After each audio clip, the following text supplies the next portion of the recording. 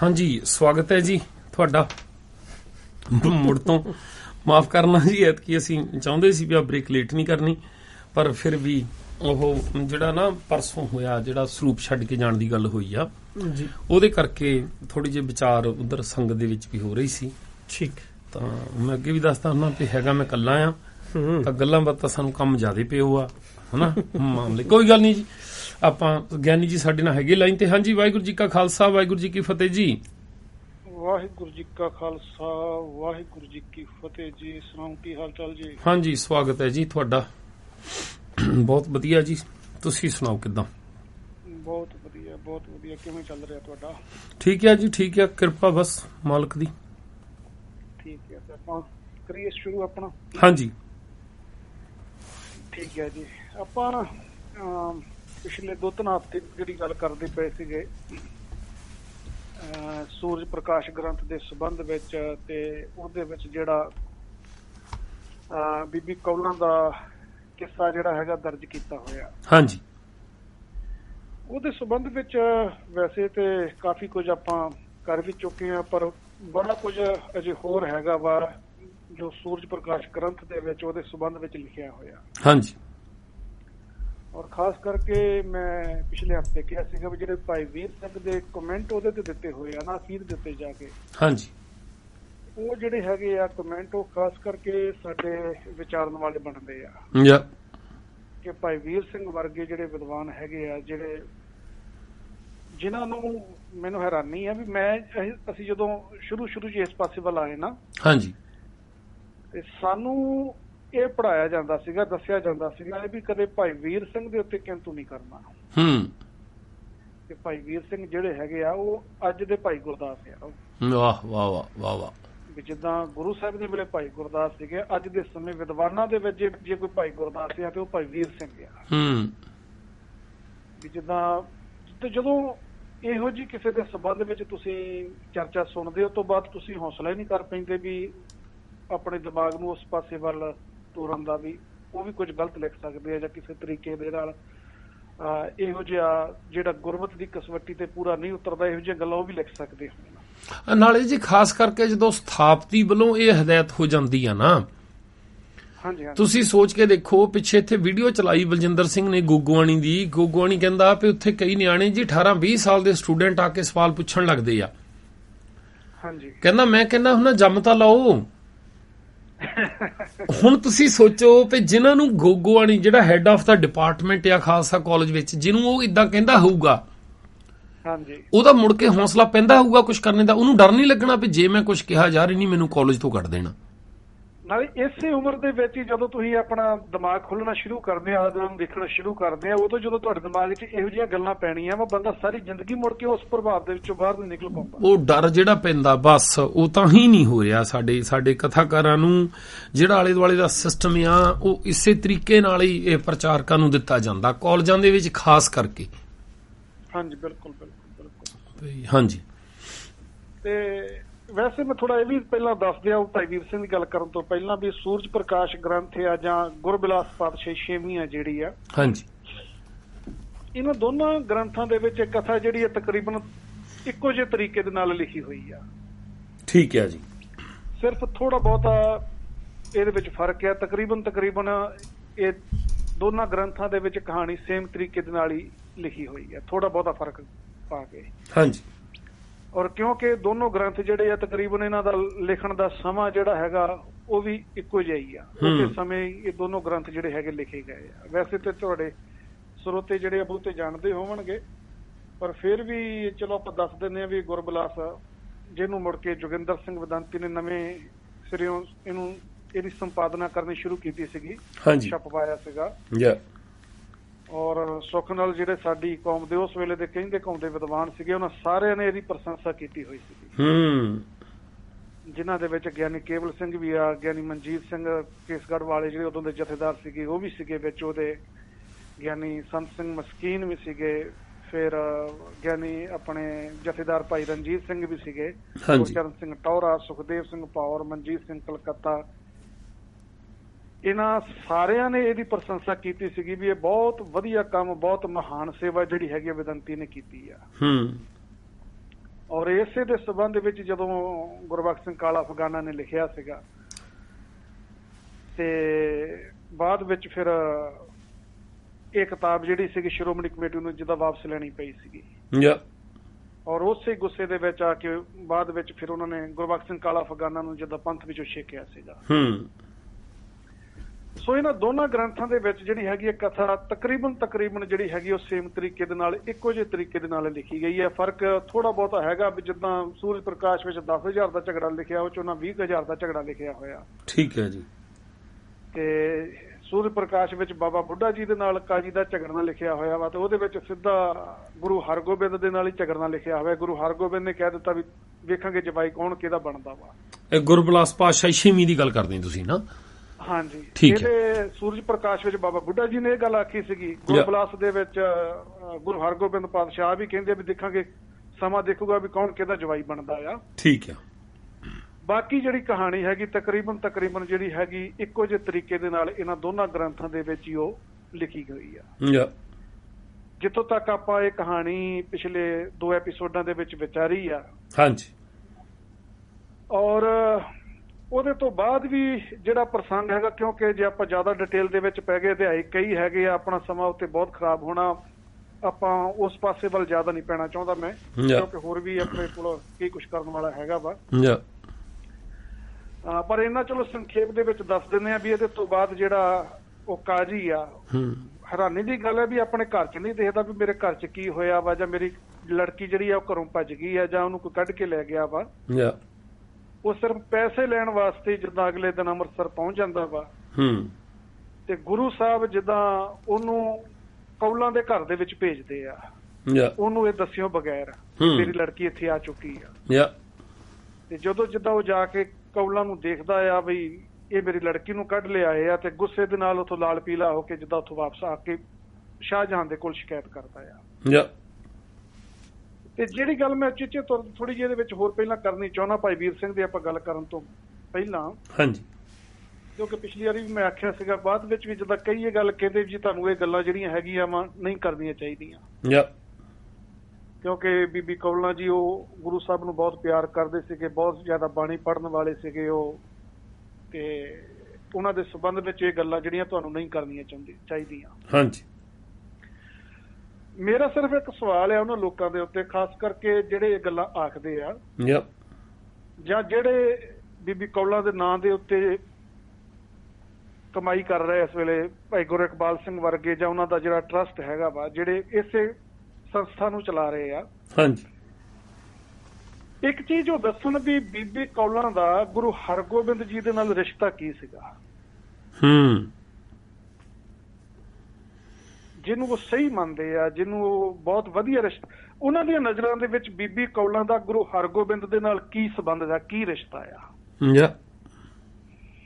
ਜਿਹਨੂੰ ਉਹ ਬਹੁਤ ਵਧੀਆ ਜਾਂ ਆਪਣੇ ਵੱਲੋਂ ਕਹਿ ਕੇ ਪ੍ਰਚਾਰਦੇ ਪਏ ਆ। ਕਿਉਂਕਿ ਕੋਈ ਵੀ ਇਸਤਰੀ ਹੈਗੀ ਆ ਔਰਤ ਆ ਉਹਦੇ ਆਪਾਂ ਦੇਖਦੇ ਆ 4 ਰੂਪ ਹੁੰਦੇ ਆ ਸਮਾਜ ਦੇ ਅੰਦਰ।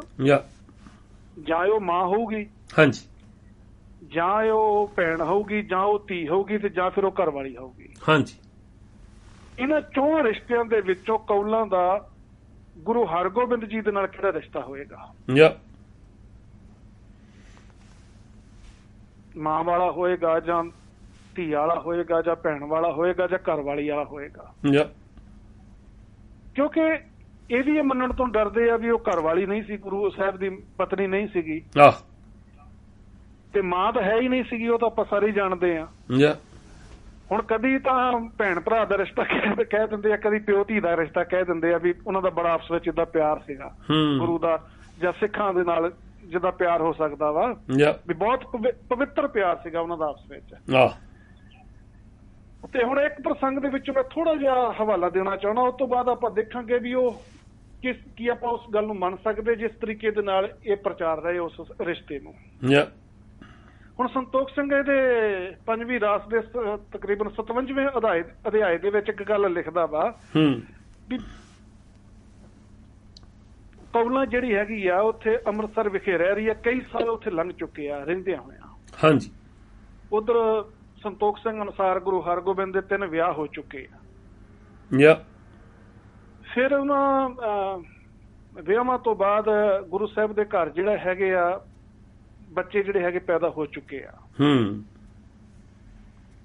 ਔਰ ਕੌਲਾਂ ਜਿਹੜੀ ਹੈਗੀ ਆ ਵੀ ਇੱਕ ਦਿਨ ਗੁਰੂ ਹਰਗੋਬਿੰਦ ਪਾਤਸ਼ਾਹ ਦੇ ਘਰ ਦੇ ਵਿੱਚ ਜਾਂਦੀ ਆ ਔਰ ਉਹਨਾਂ ਦੇ ਘਰ ਵਿੱਚ ਜਾ ਕੇ ਦੇਖਦੀ ਆ ਉੱਥੇ ਬਾਬਾ ਗੁਰਦਿੱਤਾ ਜੀ ਖੇਡਦੇ ਪਏ ਆ, ਸੂਰਜਮਲ ਖੇਡਦੇ ਪਏ ਆ, ਹਣੀ ਰਾਏ ਉਹ ਖੇਡਦੇ ਪਏ ਆ, ਬੀਬੀ ਵੀਰੋ ਜਿਹੜੀ ਉਹ ਖੇਡਦੀ ਪਈ ਆ। ਘਰ ਜਿੱਦਾਂ ਬੱਚਿਆਂ ਦੇ ਨਾਲ ਭਰਿਆ ਹੋਇਆ, ਰੌਣਕ ਲੱਗੀ ਹੋਈ ਆ ਘਰ ਦੇ ਵਿੱਚ। ਤੇ ਸੰਤੋਖ ਸਿੰਘ ਕਹਿੰਦਾ ਵੀ ਉੱਥੇ ਦੇਖਣ ਤੋਂ ਬਾਅਦ ਕੌਲਾਂ ਦੇ ਮਨ ਦੇ ਵਿੱਚ ਇੱਕ ਖਿਆਲ ਆਉਂਦਾ ਵਾ, ਪਿਖਤ ਪਿਖਤ ਚਿੱਤ ਮੈਂ ਫੁਰਿਆਈ, ਮੁਝ ਤੇ ਸੰਤਤ ਕਿਉਂ ਨਾ ਉਪਾਈ। ਵੀ ਗੁਰੂ ਹਰਗੋਬਿੰਦ ਨੇ ਮੇਰੇ ਤੋਂ ਸੰਤਾਨ ਪੈਦਾ ਕਿਉਂ ਨਹੀਂ ਕੀਤੀ।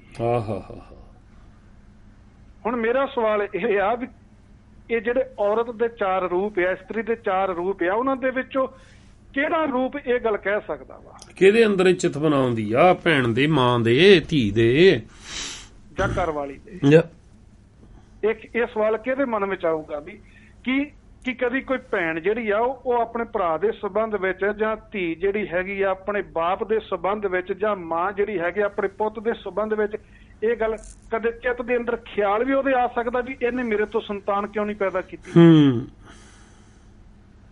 ਔਰ ਸੰਤੋਖ ਸਿੰਘ ਇਹ ਕਹਿ ਰਿਹਾ ਵਾ ਵੀ ਕੌਲਾਂ ਦੇ ਮਨ ਦੇ ਅੰਦਰ ਇਹ ਖਿਆਲ ਆਉਂਦਾ ਵੀ ਗੁਰੂ ਹਰਗੋਬਿੰਦ ਨੇ ਮੇਰੇ ਤੋਂ ਸੰਤਾਨ ਪੈਦਾ ਕਿਉਂ ਨਹੀਂ ਕੀਤੀ।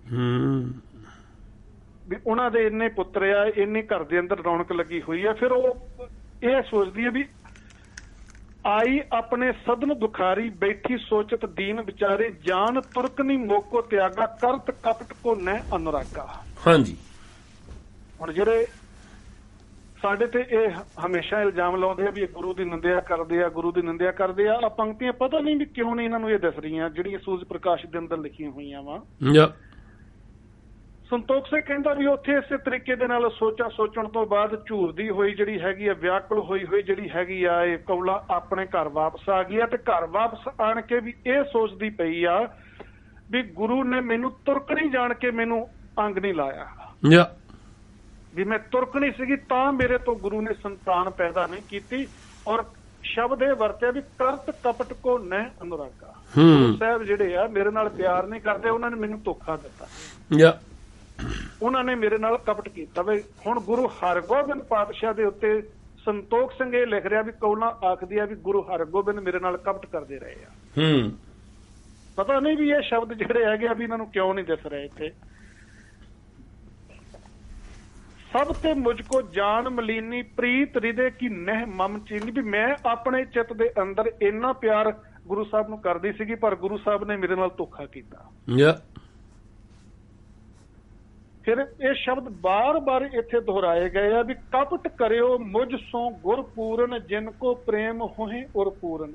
ਹਾਂਜੀ, ਵੀ ਪੂਰੇ ਗੁਰੂ ਨੇ ਮੇਰੇ ਨਾਲ ਕਪਟ ਕੀਤਾ ਵਾ। ਗੁਰੂ ਦੇ ਮਨ ਦੇ ਅੰਦਰ ਮੇਰੇ ਪ੍ਰਤੀ ਕੋਈ ਪਿਆਰ ਨਹੀਂ। ਜੇ ਮੇਰੇ ਪ੍ਰਤੀ ਪਿਆਰ ਹੁੰਦਾ ਤੇ ਮੇਰੇ ਤੋਂ ਵੀ ਗੁਰੂ ਹਰਗੋਬਿੰਦ ਜਿਹੜੇ ਸੀ ਆਪਣੀ ਸੰਤਾਨ ਜਿਹੜੀ ਸੀ ਉਹ ਪੈਦਾ ਕਰਦੇ। ਹੁਣ ਮੈਂ ਕਹਿਣਾ ਇਹ ਚਾਹੁੰਦਾ ਵੀ ਜਿਸ ਤਰੀਕੇ ਦੇ ਨਾਲ ਇਹ ਆਖ ਰਹੇ ਆ ਵੀ ਬੀਬੀ ਕੌਲਾਂ ਜੀ ਬੜੇ ਉੱਚੇ ਸੁੱਚੇ ਜੀਵਨ ਦੇ ਧਾਰਨੀ ਸੀਗੇ, ਬੜਾ ਸੋਹਣਾ ਉਹਨਾਂ ਦੇ ਨਾਲ ਉਹ ਬਾਣੀ ਪੜ੍ਹਨ ਵਾਲੇ ਸੀ, ਗੁਰੂ ਸਾਹਿਬ ਦੇ ਨਾਲ ਬੜਾ ਪਿਆਰ ਕਰਨ ਵਾਲੇ। ਜੇ ਉਹ ਪਿਆਰ ਇੱਕ ਸਿੱਖ ਵਾਲਾ ਵੀ ਹੋਵੇ, ਹਾਂਜੀ, ਇੱਕ ਭੈਣ ਵਾਲਾ ਹੋਵੇ, ਇੱਕ ਧੀ ਜਿਵੇਂ ਆਪਣੇ ਬਾਪ ਨੂੰ ਪਿਆਰ ਕਰਦੀ ਹੈ, ਜੇ ਉਹ ਪਿਆਰ ਇਹੋ ਜਿਹਾ ਹੋਵੇ, ਹਾਂਜੀ, ਤੇ ਸੂਰਜ ਪ੍ਰਕਾਸ਼ ਦੇ ਅੰਦਰ ਹਾਂ ਲਿਖਿਆ ਹੋਵੇ ਵੀ ਉਹ ਕਹਿੰਦੀ ਵੀ ਗੁਰੂ ਹਰਗੋਬਿੰਦ ਨੇ ਮੇਰੇ ਤੋਂ ਸੰਤਾਨ ਪੈਦਾ ਕਿਉਂ ਨਹੀਂ ਕੀਤੀ, ਤੇ ਫਿਰ ਮੈਂ ਸਮਝਦਾ ਵੀ ਇਹ ਜਿੰਨੇ ਹੈਗੇ ਆ, ਚਾਹੇ ਮਾਤਾ ਕੌਲਾਂ ਟਰਸਟ ਵਾਲੇ ਹੈਗੇ ਆ ਜਾਂ ਜਿੰਨੇ ਵੀ ਹੈਗੇ, ਇਹਨਾਂ ਨੂੰ ਸਗੋਂ ਸਾਰਿਆਂ ਨੂੰ ਆਪ ਸੂਰਜ ਪ੍ਰਕਾਸ਼ ਦਾ ਵਿਰੋਧ ਕਰਨਾ ਚਾਹੀਦਾ ਸੀਗਾ, ਬਦਨਾਮੀ ਕੀਤੀ ਆ। ਇਹਨਾਂ ਸਾਰਿਆਂ ਨੂੰ ਸਗੋਂ ਸਾਡੇ ਹੱਕ ਦੇ ਵਿੱਚ ਖੜਨਾ ਚਾਹੀਦਾ ਸੀਗਾ ਵੀ ਜੇ ਤੁਸੀਂ ਇਹਦੇ ਸੰਬੰਧ ਵਿੱਚ ਆਵਾਜ਼ ਉਠਾਉਣੇ ਤੇ ਵਧੀਆ ਗੱਲ ਆ। ਪਰ ਆਵਾਜ਼ ਉਠਾਉਣੀ ਤੇ ਇੱਕ ਪਾਸੇ, ਇੱਥੇ ਹੁਣ ਤੁਸੀਂ ਅਗਾਂਹ ਹੋਰ ਦੇਖੋਗੇ, ਇੱਥੋਂ ਤੱਕ ਇਹਨੇ ਕਹਿ ਦਿੱਤਾ, ਕਹਿੰਦਾ ਵੀ ਉਸ ਤੋਂ ਬਾਅਦ ਜਿਹੜੀ ਕੌਲਾਂ ਆ ਉਹਨੇ ਖਾਣਾ ਪੀਣਾ ਛੱਡ ਦਿੱਤਾ, ਉਹਨੇ ਚੰਗੇ ਵਸਤਰ ਪਾਉਣੇ ਛੱਡ ਦਿੱਤੇ, ਇੱਕ ਮੋਟਾ ਜਿਹਾ ਝੁੱਲ ਜਿਹਾ ਆਪਣੇ ਸਰੀਰ ਦੇ ਉੱਤੇ ਲਪੇਟ ਲਿਆ, ਜਿੰਨੇ ਗਹਿਣੇ ਗੁਣੇ ਸੀ ਸਾਰੇ ਉਹਨਾਂ ਉਤਾਰ ਕੇ ਸੁੱਟ ਦਿੱਤੇ ਆ, ਧਰਤੀ ਦੇ ਉੱਤੇ ਲੇਟਣਾ ਸ਼ੁਰੂ ਕਰ ਦਿੱਤਾ ਵਾ। ਸਾਰੀ ਰਾਤ ਉਸੇ ਤਰੀਕੇ ਦੇ ਨਾਲ ਉਹ ਲੇਟਦੇ ਰਹੇ ਆ। ਔਰ ਅਗਲੇ ਦਿਨ ਗੁਰੂ ਹਰਗੋਬਿੰਦ ਜਿਹੜਾ ਉਹਨਾਂ ਦਾ ਕਹਿੰਦੇ ਵੀ ਰੋਜ਼ ਦਾ ਨਿਤਨੇਮ ਸੀਗੇ, ਸਵੇਰੇ ਉੱਠਦੇ ਦਰਬਾਰ ਸਾਹਿਬ ਜਾ ਕੇ ਉੱਥੇ ਆਸਾ ਦੀ ਵਾਰ ਦਾ ਕੀਰਤਨ ਸੁਣਦੇ ਸੀਗੇ, ਬਾਣੀ ਪੜ੍ਹਦੇ ਸੀਗੇ, ਸੁਖਮਨੀ ਸਾਹਿਬ ਦਾ ਪਾਠ ਪੜ੍ਹਦੇ ਸੀਗੇ। ਹਾਂਜੀ। ਹੁਣ ਸੰਤੋਖ ਸਿੰਘ ਕਹਿੰਦਾ ਵੀ ਸੁਖਮਨੀ ਸਾਹਿਬ ਦਾ ਪਾਠ ਪੜ੍ਹਦੇ ਸੀਗੇ ਪਰ ਪਾਠ ਪੂਰਾ ਨਹੀਂ ਸੀ ਹੋਇਆ, ਜੇ ਰਹਿੰਦਾ ਸੀਗਾ ਪਾਠ ਤੇ ਗੁਰੂ ਹਰਗੋਬਿੰਦ ਆਪਣਾ ਪਾਠ ਜਿਹੜਾ ਸੀ ਵਿੱਚੇ ਛੱਡ ਕੇ ਆ ਗਏ ਮਾਤਾ ਕੌਲਾਂ ਦੇ ਕੋਲ। ਤੇ ਸੁਖਮਨੀ ਸਾਹਿਬ ਦਾ ਬਾਕੀ ਪਾਠ ਉਹਨਾਂ ਨੇ ਕੌਲਾਂ ਦੇ ਕੋਲ ਆਣ ਕੇ ਕੀਤਾ। ਠੀਕ ਆ। ਹੁਣ ਜੇ ਆਪਾਂ ਥੋੜਾ ਜਿਹਾ ਹੋਰ ਜੇ ਇਸ ਸਾਰੀ ਕਹਾਣੀ ਨੂੰ ਆਪਣੀਆਂ ਜਿਸ ਤਰੀਕੇ ਦੇ ਨਾਲ ਸੰਤੋਖ ਸਿੰਘ ਨੇ ਲਿਖਿਆ ਹੋਇਆ ਵਾ, ਜੇ ਆਪਾਂ ਉਸ ਤਰੀਕੇ ਦੇ ਨਾਲ ਇੱਕ ਤਸਵੀਰ ਆਪਣੀ ਅੱਖਾਂ ਦੇ ਸਾਹਮਣੇ ਲੈ ਕੇ ਆਉਣੇ ਆ, ਤੇ ਉਸ ਤਰੀਕੇ ਦੇ ਨਾਲ ਜਿੱਦਾਂ ਇਹ ਕਹਾਣੀ ਲਿਖੀ ਹੋਈ ਆ ਵੀ ਕਾਜੀ ਦੀ ਲੜਕੀ ਨੂੰ ਗੁਰੂ ਸਾਹਿਬ ਜਿਹੜੇ ਆ ਉਹ ਕੱਢ ਕੇ ਲੈ ਕੇ ਆਏ ਆ, ਉਹ ਸਤਿਗੁਰਾਂ ਦਾ ਸਰੂਪ ਦੇਖ ਕੇ ਸਤਿਗੁਰਾਂ ਦੇ ਉੱਤੇ ਮੋਹਿਤ ਹੋਈ ਆ। ਫਿਰ ਜੇ ਉਹਦੇ ਚਿੱਤ ਦੇ ਅੰਦਰ ਇਹੋ ਜਿਹਾ ਖਿਆਲ ਆਉਂਦਾ ਤੇ ਮੈਂ ਸਮਝਦਾ ਵੀ ਉਹ ਖਿਆਲ ਆਉਣਾ ਜਿਹੜਾ ਹੈਗਾ ਸੁਭਾਵਿਕ ਹੋਊਗਾ। ਕਿਸੇ ਵੀ ਲੜਕੀ ਦੇ ਅੰਦਰ ਇਹ ਖਿਆਲ ਆਉਣਾ ਜਿਹੜਾ ਹੈਗਾ ਵਾ ਉਹ ਸੁਭਾਵਿਕ ਹੋਊਗਾ। ਬਿਲਕੁਲ। ਦੋਏ ਰਿਸ਼ਤਿਆਂ 'ਚ ਜੇ ਕੋਈ ਔਰਤ ਬੰਦੇ ਦੇ ਇਦਾਂ ਨੇੜੇ ਜਾਵੇ ਤੇ ਉਹ ਬੰਦੇ ਦੇ ਮਨ 'ਚ ਇਹ ਆਊਗਾ, ਜੇ ਬੰਦਾ ਇਦਾਂ ਨੇੜੇ ਜਾਵੇ ਤੇ ਔਰਤ ਦੇ ਮਨ 'ਚ ਇਹ ਆਊਗਾ। ਪਰ ਇੱਥੇ ਫਿਰ ਕਹਿੰਦਾ ਵੀ ਗੁਰੂ ਸਾਹਿਬ ਨੇ ਉੱਥੇ ਉਹਨੂੰ ਸਮਝਾਉਣਾ ਸ਼ੁਰੂ ਕਰ ਦਿੱਤਾ ਵੀ ਜਿਹੜੇ ਧੀਆਂ ਪੁੱਤ ਹੈਗੇ ਆ ਉਹ ਨਾਲ ਨਹੀਂ ਜਾਂਦੇ ਹੁੰਦੇ, ਸਾਰਾ ਕੁਝ ਇੱਥੇ ਹੀ ਰਹਿ ਜਾਂਦਾ, ਬੰਦੇ ਨੇ ਇਕੱਲੇ ਸੰਸਾਰ ਤੋਂ ਜਾਣਾ ਵਾ। ਤੇਰੇ ਮਨ ਦੇ ਵਿੱਚ ਹੈਗਾ ਵੀ ਮੇਰਾ ਨਾਂ ਹੋਵੇ ਪੁੱਤਰ ਬਾਅਦ ਚ ਹੋਣੇ, ਪਰ ਮੈਂ ਤੇਰੇ ਨਾਂ ਦੇ ਉੱਤੇ ਹੁਣ ਇੱਥੇ ਕੌਲ ਸਰ ਲਵਾ ਦਿੰਦਾ, ਇੱਥੇ ਸਰੋਵਰ ਬਣਾ ਦਿੰਦੇ ਤੇਰੇ ਨਾਂ ਦੇ ਉੱਤੇ, ਰਹਿੰਦੀ ਦੁਨੀਆ ਤੱਕ ਤੇਰਾ ਨਾਮ ਰਹੂਗਾ। ਯਾਨੀ ਕਿ ਇਸ ਵਾਸਤੇ ਗੁਰੂ ਸਾਹਿਬ ਨੇ ਜਿਹੜਾ ਹੈਗਾ ਕੌਲ ਸਰ ਦਾ ਸਰੋਵਰ ਜਿਹੜਾ ਇਸ ਵਾਸਤੇ ਉੱਥੇ ਤਿਆਰ ਕੀਤਾ। ਤੇ ਸਾਡੇ ਵਿਦਵਾਨਾਂ ਨੇ ਉਹਦੀ ਸਾਰੀ ਫਿਲਾਸਫੀ ਕਰ ਦਿੱਤੀ ਵੀ ਸੰਤੋਖ ਸਰ ਦੇ ਵਿੱਚੋਂ ਸੰਤੋਖ ਮਿਲਦਾ, ਵਿਵੇਕ ਸਰ ਦੇ ਵਿੱਚੋਂ ਵਿਵੇਕ ਮਿਲਦਾ, ਕੌਲ ਸਰ ਦੇ ਵਿੱਚ ਨਹਾਉਣ ਦੇ ਨਾਲ ਹਿਰਦਾ ਕੌਲ ਵਾਂਗੂ ਖਿੜ ਜਾਂਦਾ ਆ। ਵਾਹ ਵਾਹ ਵਾਹ ਵਾਹ। ਵੀ ਉਹ ਸਾਰੀ ਜਿਹੜੀ ਫਿਲਾਸਫੀ ਜਿਹੜੀ ਹੈਗੀ ਇਸ ਤਰੀਕੇ ਦੇ ਨਾਲ ਘੜ ਕੇ ਸਾਡੇ ਸਾਹਮਣੇ ਰੱਖ ਦਿੱਤੀ। ਪਰ ਅੱਛਾ, ਮੈਂ ਪੁੱਛਣਾ ਸੀਗਾ, ਉਹ ਆਪਣੇ ਕੋਲ ਗੱਲ ਹੋਈ ਸੀ ਤੁਹਾਡੀ ਗੁਰਜੀਤ ਸਿੰਘ ਹੁਣਾਂ ਨਾਲ? ਨਹੀਂ ਜੀ, ਮੈਂ 2 ਵਾਰੀ ਫੋਨ ਕਰਿਆ ਸੀਗਾ। ਨਹੀਂ, ਟੱਚ ਨਹੀਂ ਹੋਇਆ ਉਹਨਾਂ ਦਾ, ਕਿਉਂਕਿ ਇੱਕ ਕਲਿੱਪ ਜਿਹੜਾ ਮੈਂ ਉਹਨਾਂ ਦਾ ਸੁਣਿਆ ਸੀਗਾ। ਹਾਂਜੀ।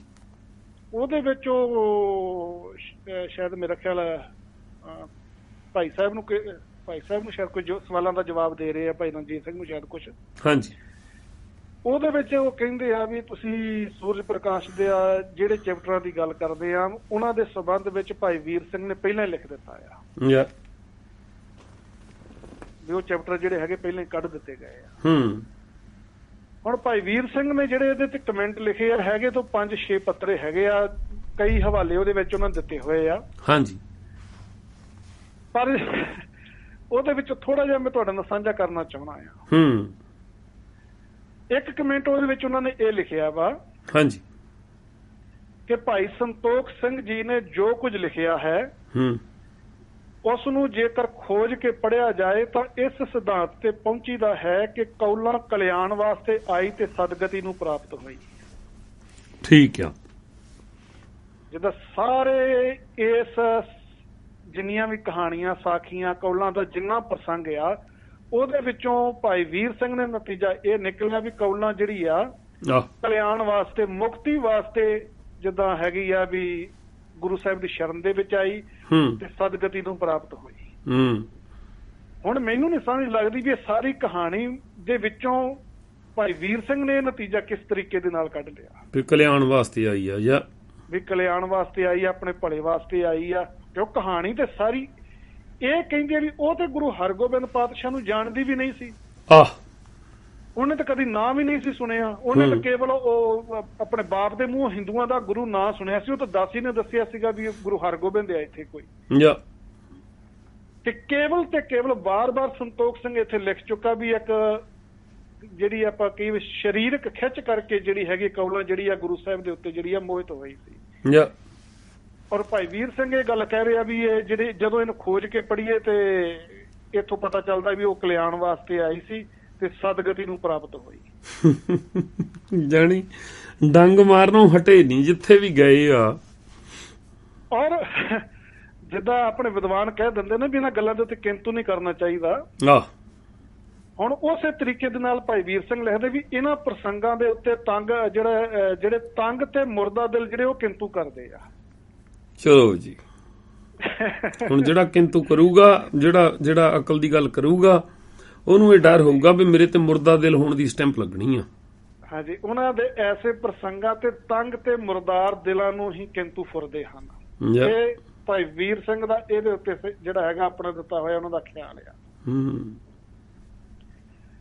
ਜਦ ਕਿ ਭਾਈ ਵੀਰ ਸਿੰਘ ਨੇ ਜਿਹੜੇ ਪਹਿਲਾਂ ਹਵਾਲੇ ਦਿੱਤੇ ਆ, ਮੈਨੂੰ ਨਹੀਂ ਸਮਝ ਲੱਗਦਾ ਵੀ ਕਿੱਦਾਂ ਆਪਣੀ ਲਿਖਤਾਂ ਦੇ ਨਾਲ ਉਹ ਜਸਟੀਫਾਈ ਕਰ ਪਾਉਂਦੇ ਹੋਣਗੇ ਵੀ ਮੈਂ ਜਿਹੜੇ ਕਮੈਂਟ ਲਿਖਦਾ ਪਿਆ ਵਾਂ ਵੀ ਮੈਂ ਆਪ ਕਿਹੜੇ ਪਾਸੇ ਖਲੋਤਾ ਹੋਇਆ। ਹੁਣ ਸ਼ੁਰੂ ਚੋਂ ਲਿਖਦੇ ਆ, ਕਹਿੰਦੇ ਵੀ ਕੌਲਾਂ ਦੇ ਪ੍ਰਸੰਗ ਦੀ ਜਦੋਂ ਅਸੀਂ ਖੋਜ ਕਰਦੇ ਆ ਤੇ ਸਾਨੂੰ ਮਹਿਮਾ ਪ੍ਰਕਾਸ਼ਕ ਗ੍ਰੰਥ ਮਿਲਦਾ। ਹਾਂਜੀ, ਇੱਕ ਕਵਿਤਾ ਦੇ ਵਿੱਚ ਆ, ਇੱਕ ਵਾਰਤਕ ਦੇ ਵਿੱਚ ਆ। ਔਰ ਇਹ ਉਹ ਗ੍ਰੰਥ ਆ ਜਿਹੜੇ ਤਕਰੀਬਨ ਗੁਰੂ ਸਾਹਿਬ ਤੋਂ ਭਾਈ ਵੀਰ ਸਿੰਘ ਨੇ ਜੋ ਲਿਖਿਆ ਹੋਇਆ, ਹਾਂਜੀ, ਤਕਰੀਬਨ 30 ਤੋਂ 60 ਸਾਲ ਬਾਅਦ ਦੇ ਵਿੱਚ ਲਿਖੇ ਹੋਏ ਆ। ਠੀਕ, ਗੁਰੂ ਗੋਬਿੰਦ ਸਿੰਘ ਜੀ ਦੇ ਸ਼ਰੀਰ ਤਿਆਗਰ ਤੋਂ, ਯਾਨੀ ਕਿ ਸੂਰਜ ਪ੍ਰਕਾਸ਼ ਲਿਖਣ ਤੋਂ ਬਹੁਤ ਚਿਰ ਪਹਿਲਾਂ ਦੇ ਇਹ ਗ੍ਰੰਥ ਲਿਖੇ ਹੋਏ ਆ। ਤਕਰੀਬਨ 100 ਸਾਲ ਵੀ ਆਪਾਂ ਕਹਿ ਲਈਏ, 90-100 ਸਾਲ ਪਹਿਲਾਂ ਸੂਰਜ ਪ੍ਰਕਾਸ਼ ਤੋਂ ਪਹਿਲਾਂ ਦੇ ਗ੍ਰੰਥ ਭਾਈ ਵੀਰ ਸਿੰਘ ਅਨੁਸਾਰ ਲਿਖੇ ਹੋਏ ਆ। ਮਹਿਮਾ ਪ੍ਰਕਾਸ਼ ਤੇ ਵਾਰਤਕ ਮਹਿਮਾ ਪ੍ਰਕਾਸ਼, ਉਹਦੀ ਇਹਨਾਂ ਸੰਮਤ 1798 ਬਿਕਰਮੀ ਦਿੱਤਾ ਹੋਇਆ ਦਿੱਤਾ। ਠੀਕ ਹੈ ਜੀ, ਯਾਨੀ ਕਿ ਆਪਾਂ ਕਹਿ ਲਈਏ ਵੀ 41 ਬਣ ਜਾਣਾ। 1740 ਈਸਵੀ ਦੇ ਵਿੱਚ ਇਹ ਲਿਖਿਆ ਹੋਇਆ ਜਿਹੜਾ ਵਾਰਤਕ ਮਹਿਮਾ ਪ੍ਰਕਾਸ਼ ਆ। ਇਹ ਗੁਰੂ ਸਾਹਿਬ ਤੋਂ 32-33 ਸਾਲ ਬਾਅਦ ਲਿਖਿਆ ਹੋਇਆ। ਹਾਂਜੀ, ਤੇ ਸੂਰਜ ਪ੍ਰਕਾਸ਼ ਜਿਹੜਾ ਹੈਗਾ ਤਕਰੀਬਨ 125 ਸਾਲ ਬਾਅਦ ਜਾ ਕੇ ਲਿਖਿਆ ਹੋਇਆ। ਔਰ ਵੀਰ ਸਿੰਘ ਇਹ ਵੀ ਲਿਖ ਰਿਹਾ ਉੱਥੇ ਵੀ ਇਹਨਾਂ ਦੇ ਵਿੱਚ ਜਿਹੜੇ ਗ੍ਰੰਥਾਂ ਦੇ ਵਿੱਚ ਕੌਲਾਂ ਦਾ ਕਿਧਰੇ ਜ਼ਿਕਰ ਵੀ ਨਹੀਂ ਹੈਗਾ। ਜਿਹੜੇ ਜਾਨੀ ਕਿ ਸੂਰਜ ਪ੍ਰਕਾਸ਼ ਤੋਂ 100 ਸਾਲ ਪਹਿਲਾਂ ਗ੍ਰੰਥ ਲਿਖੇ ਹੋਏ ਆ, ਉਹਨਾਂ ਦੇ ਵਿੱਚ ਕੌਲਾਂ ਦੇ ਪ੍ਰਸੰਗ ਦਾ ਕਿਧਰੇ ਕੋਈ ਜ਼ਿਕਰ ਨਹੀਂ ਕੀਤਾ ਹੋਇਆ। ਫਿਰ ਇੱਕ ਹਵਾਲਾ ਦਿੰਦਾ ਆਪਣੇ, ਜਿਹੜੀ ਕਿਤਾਬ ਬੜੀ ਪ੍ਰਸਿੱਧ ਆ, ਦਬਸਤਾਨ ਮਜ਼ਾਹਿਬ, ਜਿਹੜੀ ਮੋਹਸਨ ਫਾਨੀ ਦੀ ਲਿਖੀ ਹੋਈ ਆ। ਹਾਂਜੀ, ਜਿਹਦੇ ਸੰਬੰਧ ਵਿੱਚ ਉਹ ਕਹਿੰਦੇ ਆ ਵੀ ਗੁਰੂ ਸਾਹਿਬ ਦਾ ਸਮਕਾਲੀ ਉਹ ਰਾਈਟਰ ਸੀਗਾ। ਉਹਦਾ ਵੀ ਜ਼ਿਕਰ ਕਰਦਾ ਭਾਈ ਵੀਰ ਸਿੰਘ ਵੀ ਉਹਨਾਂ ਦੇ ਵਿੱਚ ਵੀ ਕੌਲਾਂ ਦਾ ਕਿਧਰੇ ਜ਼ਿਕਰ ਨਹੀਂ ਕੀਤਾ ਹੋਇਆ। ਫਿਰ ਭਾਈ ਗੁਰਦਾਸ ਦਾ ਵੀ ਆਪੇ ਭਾਈ ਵੀਰ ਸਿੰਘ ਹਵਾਲਾ ਦਿੰਦੇ ਵੀ ਭਾਈ ਗੁਰਦਾਸ ਜੀ ਨੇ ਵੀ ਕੌਲਾਂ ਦਾ ਕਿਧਰੇ ਇਸ ਘਟਨਾ ਕਿਧਰੇ ਵੀ ਉਹਨਾਂ ਨੇ ਜ਼ਿਕਰ ਨਹੀਂ ਕੀਤਾ ਹੋਇਆ। ਹਾਂਜੀ, ਯਾਨੀ ਕਿ ਇੱਕ ਪਾਸੇ ਉਹਨਾਂ ਗ੍ਰੰਥਾਂ ਦੇ ਹਵਾਲੇ ਦੇ ਕੇ ਇਹ ਕਹਿ ਰਿਹਾ ਵੀ ਇਹਨਾਂ ਗ੍ਰੰਥਾਂ ਦੇ ਅੰਦਰ ਜਿਹੜੇ ਸੂਰਜ ਪ੍ਰਕਾਸ਼ ਤੋਂ 100 ਸਾਲ ਪਹਿਲਾਂ ਲਿਖੇ ਹੋਏ ਆ, ਉਹਨਾਂ ਦੇ ਵਿੱਚ ਕਿਧਰੇ ਵੀ ਕੌਲਾਂ ਦੇ ਪ੍ਰਸੰਗ ਦਾ ਕਿਧਰੇ ਕੋਈ ਜ਼ਿਕਰ ਨਹੀਂ ਕੀਤਾ ਹੋਇਆ। ਯਾਨੀ ਕਿ ਕੌਲਾਂ ਦਾ ਪ੍ਰਸੰਗ ਜਿਹੜਾ ਸੂਰਜ ਪ੍ਰਕਾਸ਼ ਤੇ ਗੁਰਬਿਲਾਸ ਦੇ ਵਿੱਚ ਹੀ ਸ਼ੁਰੂ ਹੋਇਆ, ਉਸ ਤੋਂ ਬਾਅਦ ਦੇ ਗ੍ਰੰਥਾਂ ਦੇ ਵਿੱਚ ਇਹਨਾਂ ਦਾ ਜਿਹੜਾ ਜ਼ਿਕਰ ਆਉਣਾ ਹੈਗਾ ਵਾ ਉਹ ਆਰੰਭ ਹੋਇਆ ਵਾ। ਪਰ ਦੂਸਰੇ ਪਾਸੇ ਇਹ ਵੀ ਕਹਿ ਰਿਹਾ ਵੀ ਜਿਹੜੀ ਕੌਲਾਂ ਹੈਗੀ ਆ ਵੀ ਸੰਤੋਖ ਸਿੰਘ ਨੇ ਜੋ ਲਿਖਿਆ ਹੋਇਆ ਉਹ ਆਪਣੇ ਕਲਿਆਣ ਵਾਸਤੇ ਗੁਰੂ ਸਾਹਿਬ ਦੀ ਸ਼ਰਨ ਦੇ ਵਿੱਚ ਆਈ ਆ, ਸਦਗਤੀ ਨੂੰ ਪ੍ਰਾਪਤ ਹੋਈ ਆ। ਹਾਂ, ਸਭ ਤੋਂ ਪਹਿਲਾਂ ਇਹਨੂੰ ਜਿਹੜਾ ਹੈਗਾ ਆਪਣੇ ਗਿਆਨੀ ਗਿਆਨ ਸਿੰਘ ਨੇ ਜਿਹੜਾ ਲਿਖਿਆ ਤਵਾਰੀਖ ਗੁਰੂ ਖਾਲਸਾ ਜਿਹੜਾ ਲਿਖਿਆ, ਉਹਨਾਂ ਨੇ ਜਿਹੜੀ ਆਮ ਕਰਕੇ ਹੁਣ ਕਹਾਣੀ ਸੋਧ ਕੇ ਸੁਣਾਈ ਜਾਂਦੀ ਆ, ਉਹ ਤਕਰੀਬਨ ਗਿਆਨੀ ਗਿਆਨ ਸਿੰਘ ਨੇ ਉਹ ਕਹਾਣੀ ਇਸ ਤਰੀਕੇ ਦੇ ਨਾਲ ਹੈਗੀ ਆ, ਲਿਖੀ ਹੋਈ ਆ ਕਿ ਕੌਲਾ ਜਿਹੜੀ ਸੀਗੀ ਉਹ ਮੀਆਂ ਮੀਰ ਜੀ ਦੀ ਸੰਗਤ ਤੋਂ, ਸਾਈਂ ਮੀਆਂ ਮੀਰ ਦੀ ਸੰਗਤ ਤੋਂ ਪ੍ਰਭਾਵਿਤ ਸੀਗੀ, ਤਾਂ ਉਹ ਗੁਰੂ ਸਾਹਿਬ ਜੀ ਦੀ ਸ਼ਰਨ ਦੇ ਵਿੱਚ ਆਈ ਸੀਗੀ। ਨਹੀਂ ਤੇ ਉਹਦੇ ਤੋਂ ਪਹਿਲਾਂ ਜਾਨੀ ਜੇ ਆਪਾਂ ਮੰਨੀਏ ਵੀ ਇਹ ਕਿਧਰੇ ਘਟਨਾ ਹੋਈ ਹੈ ਤੇ ਬਿਲਕੁਲ ਇੱਕ ਸਧਾਰਨ ਜੀ ਘਟਨਾ ਹੋਊਗੀ, ਜਿਹਦੇ ਉੱਤੇ ਤਕਰੀਬਨ 8-10 ਅਧਿਆਏ ਜਿਹੜੇ ਹੈਗੇ ਆ ਉਹ ਕਵੀ ਸੰਤੋਖ ਸਿੰਘ ਨੇ ਜਿਹੜੇ ਹੈਗੇ ਉਹ ਲਿਖ ਦਿੱਤੇ ਆ। ਔਰ ਇਸੇ ਤਰੀਕੇ ਦੇ ਨਾਲ ਆਪਾਂ ਪਿਛਲੇ ਹਫ਼ਤੇ ਉਹ ਜਿਹੜਾ ਸਰੋਵਰ ਦੀ ਵੀ ਗੱਲ ਕੀਤੀ ਸੀ, ਜਿਸ ਚਿੱਕੜ ਵਾਲੇ ਛੱਪੜ ਦੇ ਵਿੱਚ, ਚਿੱਕੜ ਦੇ ਵਿੱਚ ਗੁਰੂ ਸਾਹਿਬ ਨੇ ਇਸ਼ਨਾਨ ਕੀਤਾ, ਕੌਲਾਂ ਨੇ ਇਸ਼ਨਾਨ ਕੀਤਾ ਵਾ ਵੀ ਗੁਰੂ ਸਾਹਿਬ ਨੇ ਕਿਹਾ ਵੀ ਇੱਥੇ ਗੁਰੂ ਸਾਹਿਬ ਜਿਹੜਾ ਹੈਗਾ ਸਰੋਵਰ ਜਿਹੜਾ ਹੈਗਾ ਉਹ ਬਣੂਗਾ। ਉਹ ਮੈਂ ਅੱਜ ਦੇਖ ਰਿਹਾ ਸੀਗਾ ਮਹਾਨ ਕੋਸ਼ ਦੇ ਵਿੱਚ ਭਾਈ ਕਾਹਨ ਸਿੰਘ ਨਾਭਾ ਨੇ ਲਿਖਿਆ ਵੀ ਆ ਵੀ ਉਹ ਕੋਈ ਨਗਰ ਮਾਧੋ ਕੇ ਬਰਾੜ ਮਾਧੋ ਕੇ ਦਾ ਨਗਰ ਆ, ਉਹਦੇ ਵਿੱਚ ਗੁਰੂ ਸਰ ਸਰੋਵਰ ਜਿਹੜਾ ਹੈਗਾ ਉਹ ਬਣਿਆ ਵੀ ਹੋਇਆ ਵਾ। ਜਾਨੀ ਕਿ ਜਿਹੋ ਜਿਹੀਆਂ ਕਥਾ ਕਹਾਣੀਆਂ ਇਹਨਾਂ ਗ੍ਰੰਥਾਂ ਦੇ ਵਿੱਚ ਦਿੱਤੀਆਂ ਹੋਈਆਂ ਵਾ, ਉਹਨਾਂ ਦੇ ਆਧਾਰ ਦੇ ਉੱਤੇ ਸਾਡੇ ਬਹੁਤੇ ਜਿਹੜੇ ਧਾਰਮਿਕ ਸਥਾਨ ਜਿਹੜੇ ਹੈਗੇ ਉਹਨਾਂ ਦੀ ਉਸਾਰੀ ਕਰ ਦਿੱਤੀ ਗਈ ਆ। ਜਿੱਦਾਂ ਇੱਕ ਕਾਲਾ ਫਗਾਨਾ ਨੇ ਵੀ ਕਿਧਰੇ ਜ਼ਿਕਰ ਕੀਤਾ ਵੀ ਭਾਈ ਬਿਧੀ ਚੰਦ ਦੇ ਨਾਲ ਜਿਹੜੀਆਂ ਕੋਈ ਸਾਖੀ ਜੋੜੀ ਜਾਂਦੀ ਵੀ ਮੱਝਾਂ ਕਾਲੀਆਂ ਤੋਂ ਬੂਰੀਆਂ ਹੋ ਗਈਆਂ ਸੀਗੀਆਂ। ਹਾਂਜੀ।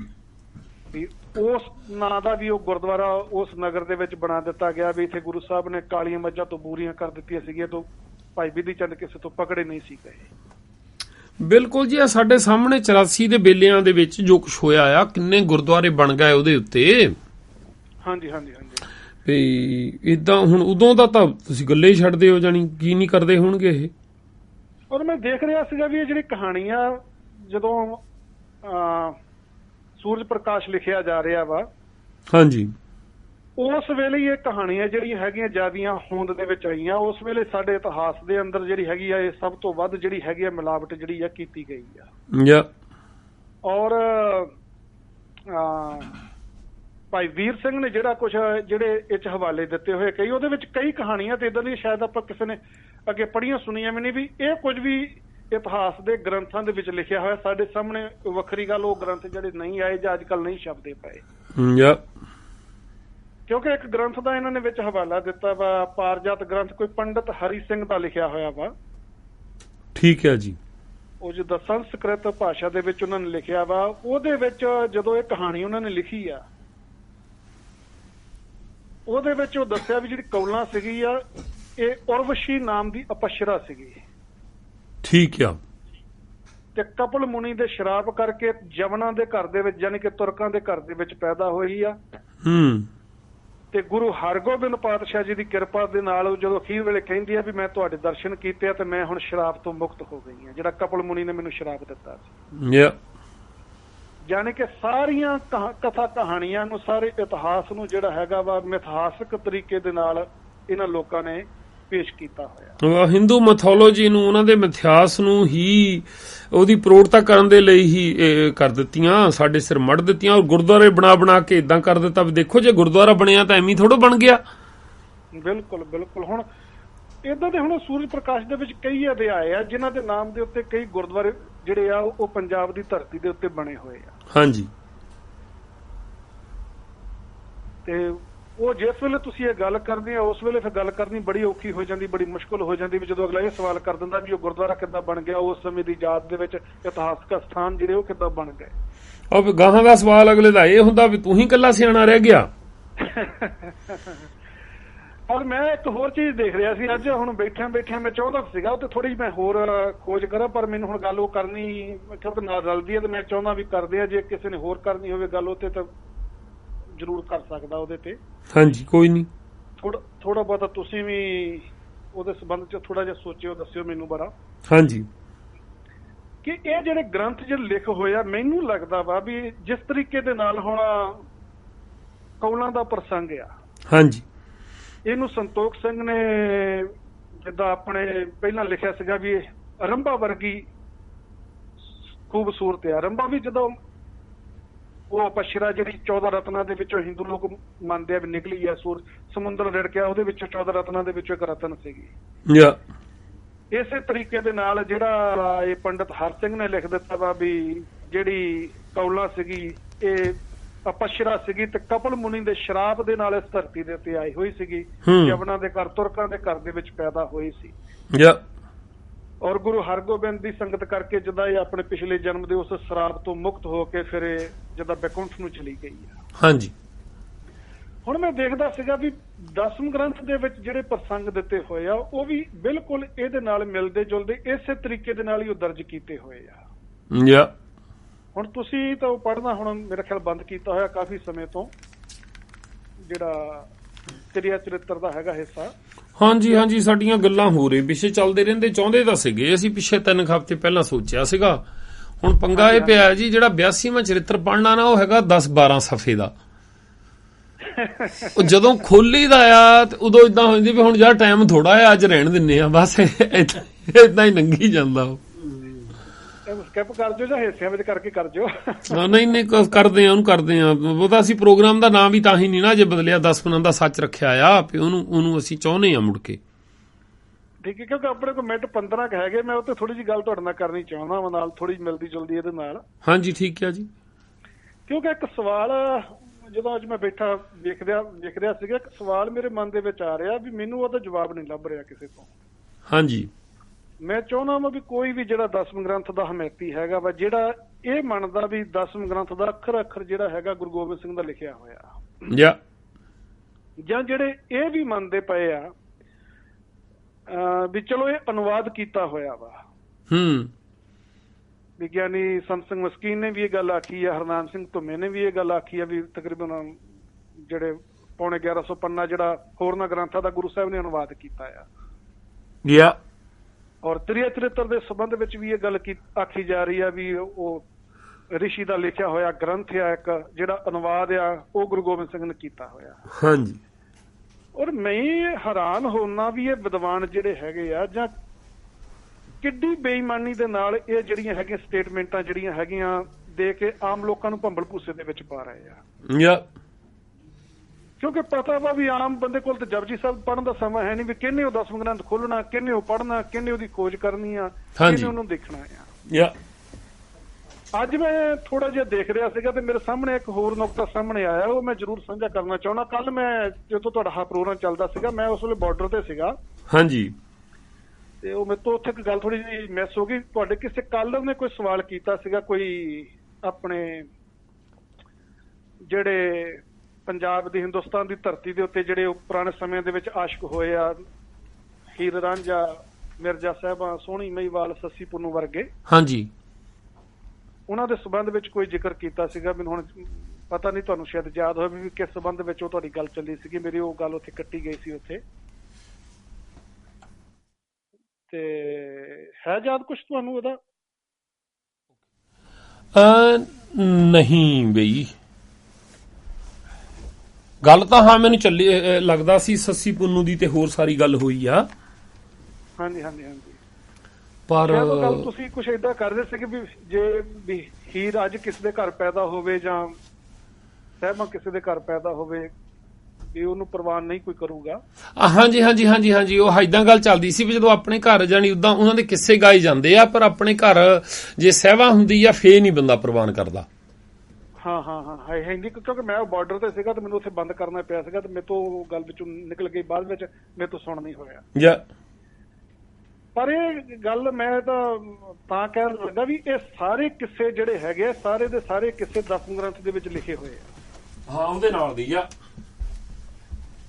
ਕਿਉਂਕਿ ਉਹਨਾਂ ਨੂੰ ਤਾਂ ਅਸੀਂ ਗਾਇਕਾਂ ਨੂੰ ਤਾਂ ਅਸੀਂ ਇਹ ਗੱਲ ਕਹਿ ਦਿਆਂਗੇ ਵੀ ਇਹ ਸਮਾਜ ਦੇ ਵਿੱਚ ਜਿਹੜੀ ਹੈਗੀ ਅਸ਼ਲੀਲਤਾ ਜਿਹੜੀ ਉਹ ਫੈਲਾਉਂਦੇ ਪਏ ਆ, ਵੀ ਇਹ ਆਸ਼ਕੀ ਦੇ ਕਿੱਸੇ ਜਿਹੜੇ ਹੈਗੇ ਆ ਉਹ ਗਾਉਂਦੇ ਪਏ ਆ, ਵੀ ਇਹ ਨਹੀਂ ਗਾਉਣੇ ਚਾਹੀਦੇ, ਸਾਡੇ ਸਮਾਜ ਨੂੰ ਜਿਹੜਾ ਹੈਗਾ ਉਹ ਗੰਧਲਾ ਕਰ ਰਹੇ ਆ। ਹਾਂਜੀ। ਪਰ ਜੇ ਹੁਣ ਕੋਈ ਸਾਡੇ ਤੇ ਇਹ ਸਵਾਲ ਕਰੇ ਵੀ ਇਹ ਕਿਸੇ ਤੋਂ ਜਿਹਨੂੰ ਤੁਸੀਂ ਗੁਰੂ ਦੀ ਬਾਣੀ ਕਹਿੰਦੇ ਆ ਉਹਦੇ ਚ ਲਿਖੇ ਹੋਏ ਆ, ਇਹ ਜਿਹੜੇ ਕਿੱਸੇ ਗਾ ਰਹੇ ਆ ਉਹ ਬਾਣੀ ਦੀ ਵਿਆਖਿਆ ਕਰਕੇ ਗਾ ਰਹੇ ਆ। ਹਾਂਜੀ। ਹੁਣ ਜਦੋਂ ਤੁਸੀਂ ਤ੍ਰਿਆ ਚਰਿੱਤਰ ਪੜ੍ਹਦੇ ਆ ਜੀ, ਉਹਦੇ ਵਿੱਚ ਆਪਣੇ 98 ਨੰਬਰ ਚਰਿੱਤਰ ਜਿਹੜਾ ਉਹ ਹੀਰ ਰਾਂਝੇ ਦਾ ਲਿਖਿਆ ਹੋਇਆ। ਠੀਕ ਹੈ। ਹੀਰ ਰਾਂਝੇ ਦੀ ਕਥਾ ਕਹਾਣੀ ਜਿਹੜੀ 98 ਚਰਿੱਤਰ ਦੇ ਵਿੱਚ ਹੀਰ ਰਾਂਝੇ ਦੀ ਕਥਾ ਕਹਾਣੀ ਆ, ਉਹਦੇ ਚ ਜੀ 108 ਨੰਬਰ ਚਰਿੱਤਰ ਜਿਹੜਾ ਹੈਗਾ ਉਹ ਸੱਸੀ ਪੁੰਨੂ ਦੀ ਕਥਾ ਕਹਾਣੀ ਆ, ਜਿਹੜੀ ਉਹਦੇ ਵਿੱਚ ਪੂਰੀ ਦੀ ਪੂਰੀ ਲਿਖੀ ਹੋਈ ਆ ਜੀ। ਔਰ 129ਵਾਂ ਚਰਿੱਤਰ ਜਿਹੜਾ ਹੈਗਾ ਉਹ ਮਿਰਜ਼ਾ ਸਾਹਿਬਾਂ ਦਾ ਕਿੱਸਾ ਆ ਉਹਦੇ ਵਿੱਚ। ਠੀਕ ਹੈ ਜੀ। ਜਿਹੜਾ 101 ਨੰਬਰ ਚਰਿੱਤਰ ਆ ਉਹ ਸੋਹਣੀ ਮਹੀਵਾਲ ਦਾ ਕਿੱਸਾ ਆ। ਜਾਣੀ ਕਿ ਇਹਨਾਂ ਸਾਰਿਆਂ ਦੇ ਕਿੱਸੇ ਜਿਹੜੇ ਹੈਗੇ ਆ ਉਹ ਗੁਰੂ ਗੋਬਿੰਦ ਸਿੰਘ ਨੇ ਲਿਖਿਆ, ਔਰ ਉਹਨਾਂ ਨੂੰ ਅਸੀਂ ਗੁਰੂ ਗੋਬਿੰਦ ਸਿੰਘ ਜੀ ਦੀ ਬਾਣੀ ਕਹਿ ਰਹੇ ਹਾਂ। ਔਰ ਹੋਰ ਹੈਰਾਨੀ ਦੀ ਗੱਲ ਇਹ ਆ ਵੀ ਜਿਹੜਾ ਸੱਸੀ ਪੁੰਨੂ ਦਾ ਕਿੱਸਾ ਲਿਖਿਆ ਹੋਇਆ ਵਾ, ਮੇਰਾ ਨਹੀਂ ਖਿਆਲ ਕਿਸੇ ਨੇ ਉਸ ਤਰੀਕੇ ਨਾਲ ਉਹ ਕਿੱਸਾ ਜਿਹੜਾ ਉਹ ਲਿਖਿਆ ਹੋਊਗਾ ਜੀ।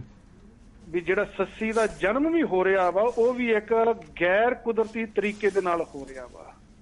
ਕਿਉਂਕਿ ਮੈਂ ਗੱਲਾਂ ਇੱਥੇ ਡਿਟੇਲ ਦੇ ਵਿੱਚ ਨਹੀਂ ਕਹਿਣੀਆਂ ਚਾਹੁੰਦਾ, ਪਰ ਗੈਰ ਤਰੀਕੇ ਦੇ ਨਾਲ, ਗੈਰ ਕੁਦਰਤੀ ਤਰੀਕੇ ਦੇ ਨਾਲ, ਜਿੱਦਾਂ ਇਸਤਰੀ ਤੇ ਪੁਰਸ਼ ਦੇ ਸਰੀਰਕ ਸੰਬੰਧਾਂ ਤੋਂ ਬਗੈਰ ਹੋ ਰਿਹਾ ਵਾ।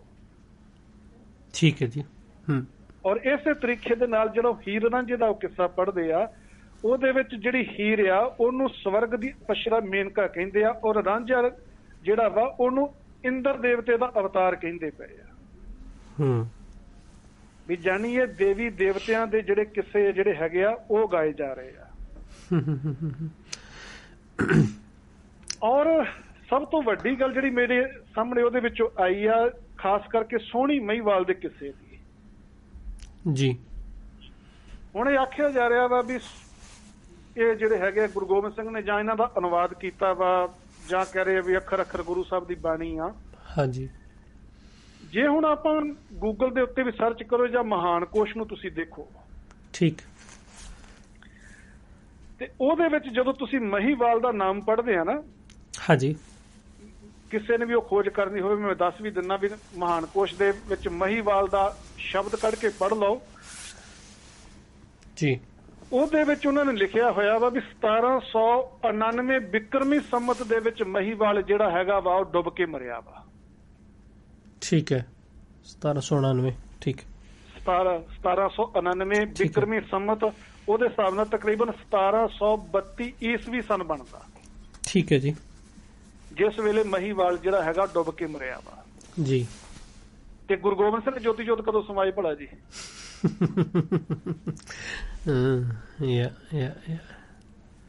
1708 ਈਸਵੀ ਨੂੰ। 1708, ਹਾਂਜੀ ਹਾਂਜੀ। ਜਾਣੀ ਕਿ ਗੁਰੂ ਗੋਬਿੰਦ ਔਰ ਦਸਮ ਗ੍ਰੰਥ ਦੇ ਸੰਬੰਧ ਵਿੱਚ ਕਹਿ ਰਹੇ ਆ ਵੀ ਇਹ ਤਕਰੀਬਨ ਵਿਸਾਖੀ ਤੋਂ ਪਹਿਲਾਂ ਤਿਆਰ ਹੋ ਚੁੱਕਾ ਸੀ ਸਾਰਾ। ਜਿਹੜੀ ਆਪਣਾ 99 ਦੀ ਵਿਸਾਖੀ ਹੈ।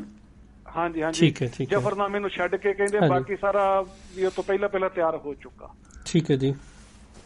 ਔਰ ਜਿਹੜਾ ਮਹੀਵਾਲ ਹੈ ਉਹ 1732 ਈਸਵੀ ਦੇ ਵਿੱਚ ਉਹ ਡੁੱਬ ਕੇ ਮਰਦਾ ਪਿਆ ਵਾ। ਰਾਈਟ।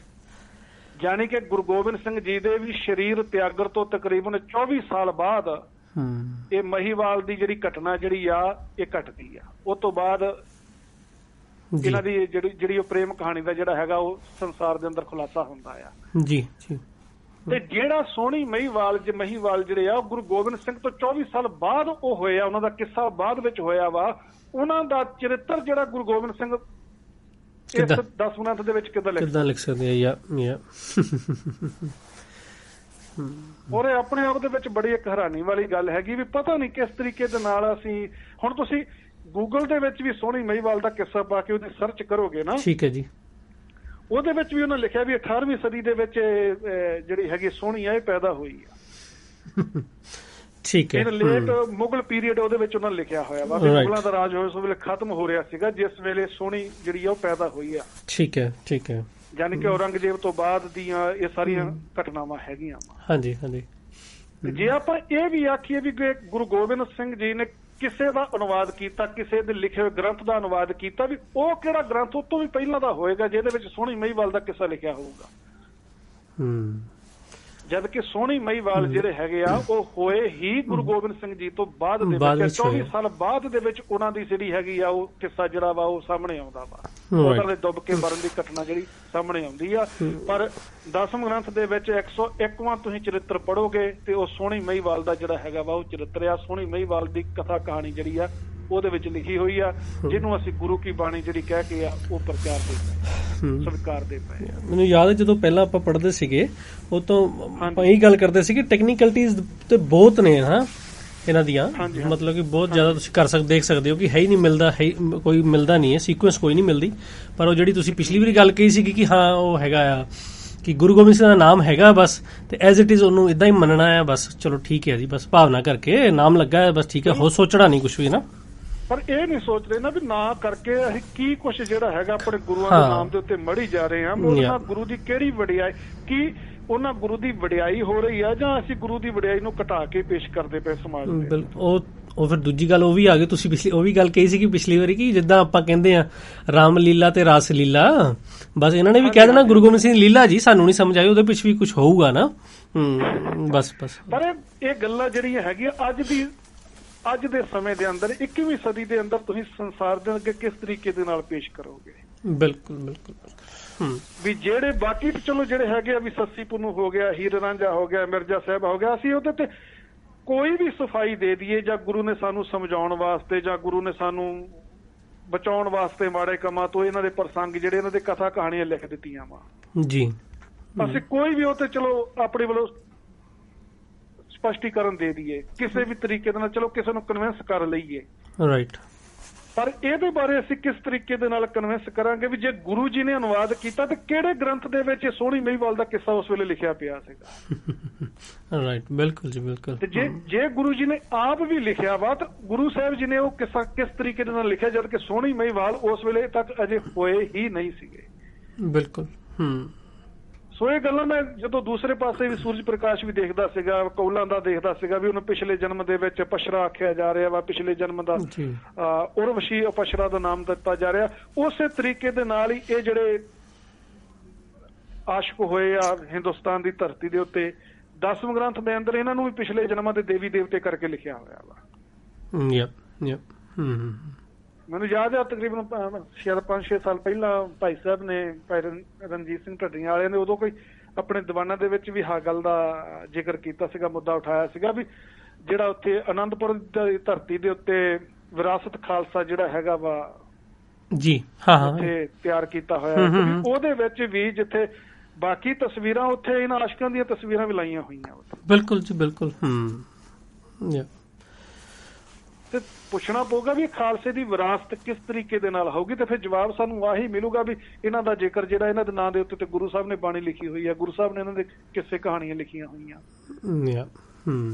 ਪਰ ਜੇ ਗੁਰੂ ਸਾਹਿਬ ਇਹਨਾਂ ਦੇ ਕਿੱਸੇ ਕਹਾਣੀਆਂ ਲਿਖ ਸਕਦੇ ਆ ਤੇ ਫਿਰ ਅੱਜ ਦੇ ਜਿਹੜੇ ਗਾਇਕ ਆ ਜੇ ਉਹ ਕਿਸੇ ਕਹਾਣੀਆਂ ਲਿਖਦੇ ਆ ਤੇ ਫਿਰ ਅਸੀਂ ਉਹਨਾਂ ਨੂੰ ਮਾੜਾ ਕਹਿਣ ਦਾ ਹੱਕ ਜਿਹੜਾ ਵਾ ਉਹ ਕਿਸ ਤਰੀਕੇ ਦੇ ਨਾਲ ਰੱਖਦੇ? ਨਹੀਂ ਕਹਿ ਸਕਦੇ ਜੀ। ਹਾਂ, ਇੱਕ ਮੈਨੂੰ ਹੋਰ ਯਾਦ ਆ ਗਿਆ ਜੀ, ਜਿਹੜੀ ਗੁਰਬਾਣੀ ਪਾਠ ਦਰਪਣ ਆ ਇਹਦੇ ਚ ਵੀ ਤਾਂ ਪੂਰੀ ਬੰਸਾਵਲੀ ਲਿਖੀ ਆ ਉਹਨੇ, ਆਪਣਾ ਗੁਰਬਚਨ ਸਿੰਘ ਨੇ। ਹਾਂਜੀ ਹਾਂਜੀ ਹਾਂਜੀ, ਬਿਲਕੁਲ ਬਿਲਕੁਲ। ਤੇ ਚਲੋ ਕਰੋ ਤੁਸੀਂ ਆਪਣਾ ਕੰਟੀਨਿਊ ਤੇ ਆਪਾਂ ਮਿਲਦੇ ਹਾਂ ਅਗਲੇ ਹਫਤੇ ਜੀ। ਹਾਂਜੀ, ਠੀਕ ਹੈ ਵੀਰ ਜੀ, ਧੰਨਵਾਦ ਜੀ ਤੁਹਾਡਾ। ਵਾਹਿਗੁਰੂ ਜੀ ਖਾਲਸਾ, ਵਾਹਿਗੁਰੂ ਜੀ ਕੀ ਫਤਿਹ ਜੀ। ਹਾਂਜੀ, ਬ੍ਰੇਕ ਦਾ ਟਾਈਮ ਹੋ ਗਿਆ ਆਪਣਾ, ਮਾਫ ਕਰਨਾ ਜੀ। ਹਰਨੇਕ ਭਾਜੀ ਫਿਰ ਥੋੜੀ ਦੇਰ ਲਈ ਬਾਹਰ ਗਏ ਹੋਏ ਨੇ ਤੇ ਆਪਾਂ ਵੈਸੇ ਬ੍ਰੇਕ ਦਾ ਟਾਈਮ ਵੀ ਹੋ ਗਿਆ, ਚਲੋ ਵਧੀਆ ਹੋ ਗਿਆ ਮੇਰੇ ਲਈ। ਤੇ ਆਪਾਂ ਬ੍ਰੇਕ ਲੈਂਦੇ ਆ ਤੇ ਉਹਦੇ ਬਾਅਦ ਕਵਿਤਾ ਸੁਣੋ ਛੋਟੀ ਜੀ ਆ, ਤੇ ਇੰਨੇ ਤੱਕ ਭਾਜੀ ਵੀ ਆ ਜਾਊਂਗੇ, ਫਿਰ ਆਪਾਂ ਅਗਲੀ ਗੱਲ ਕਰਦੇ ਹਾਂ ਜੀ। 2 ਮਿੰਟ ਜੀ ਸਾਥ ਦਿਓ ਮੇਰਾ ਤੁਸੀਂ।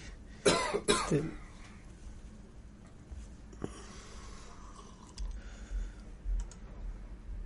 ਉਹ ਕਹਿੰਦੇ ਆ ਨਾ ਹਮੇਸ਼ਾ ਜਿਹੜੀ ਆਪਾਂ ਗੱਲ ਕਰਦੇ ਆ ਪ੍ਰੈਕਟੀਕਲਿਟੀ ਦੀ ਘਾਟ, ਉਹ ਮੇਰੇ 'ਚ ਪੂਰੀ ਦੀਦੀ ਹੈ। ਜਦੋਂ ਮੈਨੂੰ ਲਾਣਾ ਪੈਂਦਾ ਪ੍ਰੋਗਰਾਮ ਤੇ ਪਤਾ ਲੱਗ ਜਾਂਦਾ ਉਦੋਂ ਕਿੱਦਾਂ ਹੈਗਾ ਆ ਸਿਸਟਮ ਜਿਹਾ। ਤੇ ਚਲੋ ਕੋਈ ਨਹੀਂ, ਲੱਗ ਜਾਂਦਾ ਆ। ਇਹਨਾਂ ਦੀ ਹੈ ਜੀ ਬੜੀਆਂ ਗੱਲਾਂ ਹੈਗੀਆਂ ਨੇ, ਟੈਕਨੀਕਲਿਟੀਜ਼ ਦੇਖੋ। ਤੇ ਹੈਗਾ ਕੁਛ ਨਹੀਂ, ਜਿੱਦਾਂ ਆਪਾਂ ਗੁਰਪ੍ਰੀਤ ਦੀ ਵੀ ਪਹਿਲਾਂ ਗੱਲ ਕਰਦੇ ਸੀਗੇ, ਟੈਕਨੀਕਲਿਟੀਜ਼ ਉਹ ਤਾਂ ਆਪਾਂ ਹਰ ਬੰਦਾ ਕੋਈ ਵੀ ਟੈਕਨੀਕਲਿਟੀ ਜਿਹੜੀ ਹੈਗੀਆਂ ਨੇ ਹਰ ਬੰਦਾ ਕਹਿ ਸਕਦਾ ਆਰਾਮ ਨਾਲ, ਨਾ ਹੈਗਾ ਚੱਲੀ ਜਾਂਦਾ ਕੰਮ। ਪਰ ਜਿਹੜਾ ਉਹ ਮੈਂ ਨਾ ਮੰਨੂ ਵਾਲੀ ਗੱਲ ਹੈਗੀ ਹੈ, ਬਸ ਉੱਦਾਂ ਇਹਨਾਂ ਦਾ ਸਿਸਟਮ ਹੈਗਾ ਸਾਰਾ ਕਿ ਨਹੀਂ ਗੱਲ ਮੈਂ ਨਹੀਂ ਇੱਦਾਂ ਹੀ ਮੰਨਣਾ। ਗੁਰੂ ਸਾਹਿਬ ਦਾ ਨਾਮ ਲੱਗਿਆ ਤੇ ਬਸ ਮੈਂ ਐਜ਼ ਇਟ ਇਜ਼ ਇੱਦਾਂ ਹੀ ਮੰਨਣਾ ਹੈ, ਬਸ ਉੱਦਾਂ ਕਰਦੇ ਆ।